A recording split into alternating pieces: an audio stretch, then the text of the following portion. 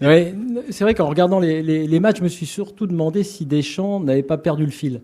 Alors, je vais commencer par un truc qui est pas très drôle. On sait qu'il a perdu son papa, Didier Deschamps, avant le rassemblement ou au début du rassemblement, et que forcément, c'est des moments un peu compliqués. Et j'ai presque eu l'impression, il l'a dit d'ailleurs à demi-mot après le dernier match, en disant que lui-même n'avait pas su transmettre sans doute ce qu'il fallait. Mais j'ai l'impression d'un Deschamps perdu dans ses systèmes, perdu dans ses choix, perdu par rapport à la liste qu'il avait confectionnée, parce que cette liste, elle était pour le coup faite en vue d'un certain système, et puis finalement ce système-là, il l'a complètement envoyé bouler. Ça revient à quelque chose qu'on dit dans l'after depuis un moment, enfin moi j'ai beaucoup dit, c'est que j'ai jamais pensé qu'il était un fan absolu intimement de la défense à 3 derrière, et qu'il se précipite dès qu'il peut et dès qu'il veut se rassurer un système à 4, et notamment à des systèmes. Il revient de plus en plus en arrière. En fait, si vous regardez, il revient de plus en plus sur des systèmes qu'il a utilisés avant, et jusqu'à utiliser maintenant celui à nouveau de la Coupe du Monde 2018. Donc en fait, dans ces cas-là, ça veut dire que pour certains, on dit revenir aux fondamentaux. Pour Deschamps, c'est revenir à des choses qui ont marché. Sauf que ce qui a marché ne marchera pas, ne marchera plus, pour des raisons simples. Ce ne sont pas les mêmes hommes, c'est pas la même histoire.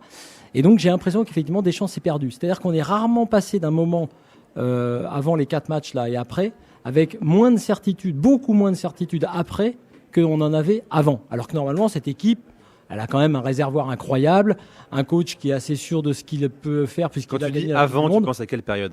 Mais même, je prends juste, tu reviens avant les 4 matchs, là, tu reviens avant ce rassemblement, tu pourrais dire, bon, bah, on sait qu'il va à peu près aller vers un système à 3 derrière, on voit à peu près la structure de la liste, et on sait qu'effectivement, il y a quelques absents, on voit à peu près où il veut aller, et ça va nous permettre de voir d'autres joueurs dans ce système. Je prends un exemple, et après, je vous ferai une liste de questions que j'ai à poser à Deschamps, à vous tous, et j'ai évidemment quelques réponses moi-même.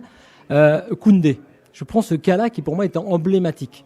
Parce qu'après on dit, bah ouais, Koundé, il a encore fait un mauvais rassemblement. Et Koundé doit se demander. Koundé, pour tous ceux qui l'ont joué avec Séville toute l'année, il a fait une grosse saison en défenseur central.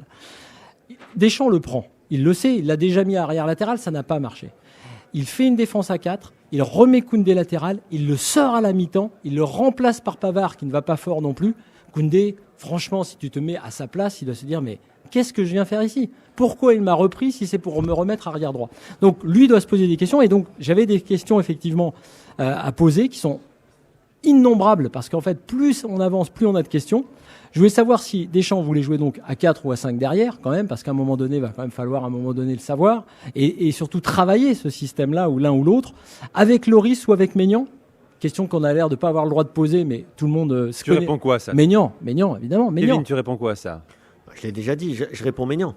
Maignan, avec j'ai des raisons en plus. Avec ou sans Griezmann. Moi, je dis évidemment sans Griezmann, notamment en ce moment. Et je pense que le fait de l'avoir même remis là récemment, ça lui fait plus de mal qu'autre chose. Comme si Deschamps voulait se dire, je lui redonne une chance en espérant qu'il marque sur une action pour lui redonner de la confiance. C'est un peu un acte désespéré.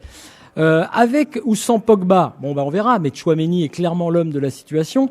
Avec ou sans Pavard, moi je suis pas un fan de Pavard, je l'ai dit très très souvent, qui en entrant, l'attaquant croate a compris. L'attaquant croate, il a anticipé l'erreur de Pavard sur la tête en retrait de Pavard. Il savait que Pavard allait faire cette erreur-là. Avec ou sans Varane, parce que le pire, ce qui va se passer avec la défense centrale, c'est que Varane a eu la chance de se blesser suffisamment tôt.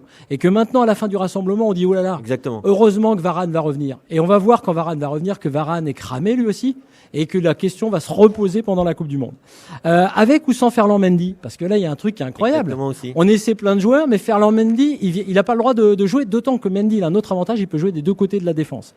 Avec ou sans Nkunku, plutôt avec, puisque je vous dis sans Griezmann. Avec ou sans Giroud, incroyable. Il a pris Giroud au rassemblement précédent, il ne le reprend pas là, en accréditant donc lui-même la thèse que les deux, Benzema et Giroud, peuvent pas être ensemble, puisqu'il n'y a aucune raison de ne pas prendre Giroud et que c'est un profil qui manque à l'équipe de France.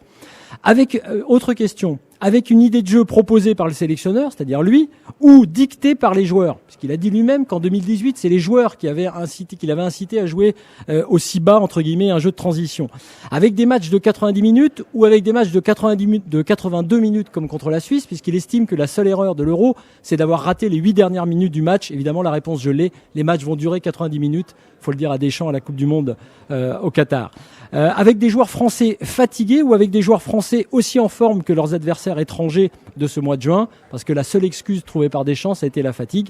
Puis dernière question, importante, avec des joueurs à leur poste ou plutôt avec des défenseurs centraux, je l'ai dit, qui jouent en latéraux, des ailiers qui jouent en piston ou des pistons qui sont sur le banc. Bon. Bref, Ça veut dire que Deschamps voilà. est J'en ai complètement d'autres, perdu en fait, et qu'on va dans le mur si on prend pas des vraies Et décisions. pour la petite histoire quand même, et là c'est le fond du problème. On a les meilleurs attaquants du monde, admettons, pourquoi pas.